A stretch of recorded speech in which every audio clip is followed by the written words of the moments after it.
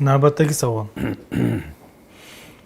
Qiyomatda bandalar bir-birini tanimaydi. Hatto homilador ayollar homilasini, bolasi bor ayollar bolasini unutadi va ota-bola ham bir-biriga foyda bermaydi deb eshitganman. Bu hamma insonlarga tegishlimi yoki faqat Allohni tanimagan va iymoni komil bo'lmagan odamlarga xosmi? Allohni tanib, ibodat qilganlar ham bir-birini unutadimi? Shuni tushuntirib bersangiz. Bismillah, alhamdulillah, va salatu vassalamu ala rasulillah va ba'd. Ya'ni bu qiyomat holatlari har xil bo'ladi. Qiyomat dahshati birinchi kelgan paytda odam hamma o'zini o'zi bo'lib qoladi bu yerda.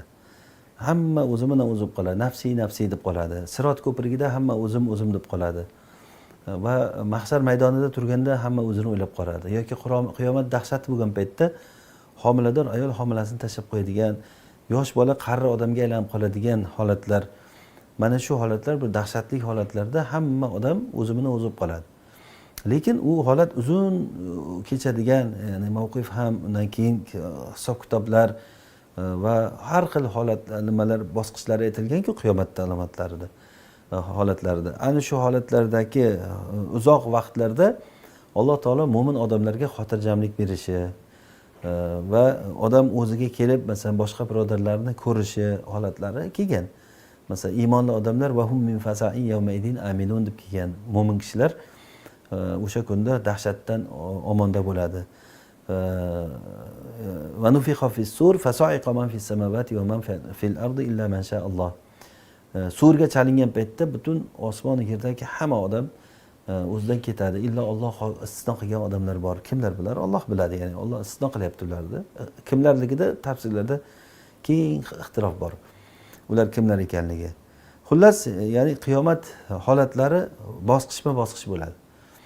Masalan aytaylik, o'lim holati. Hamma uchun o'lim dahshati bor. O'lim qiyinchiligi, o'lim tarvosasi hamma uchun bor. Lekin mo'min odamlar uchun kofirlardagidek bo'lmaydi. Bu o'ziga yarasha mo'minlardagi oson va mo'min odamning bitta holatini ko'ring, masalan, o'lish holatida masalan qo'rqinchli holati bo'ladi. Qabrga kirgandagi dahshatli holat bo'ladi. Lekin keyin farishtalar kelib Munkar Nakir uni savol javobini qilib ketgandan keyin qabrga jannatdan eshik ochib qo'yiladi. Rohat holatiga o'tadi birdan odam. Ya'ni bir qiyinchilik bo'lgan bilan yana ochilib ketaveradi bu yog'i. Shunday qiyomat holati uni boshqacharoq, ya'ni undan ko'ra kengroq holat bo'ladi. Alloh o'zi asrasin o'sha kunda dahshatlardan. Alloh ishlarimizni oson qilsin, savol javobimizni oson qilsin. Allohumma amin.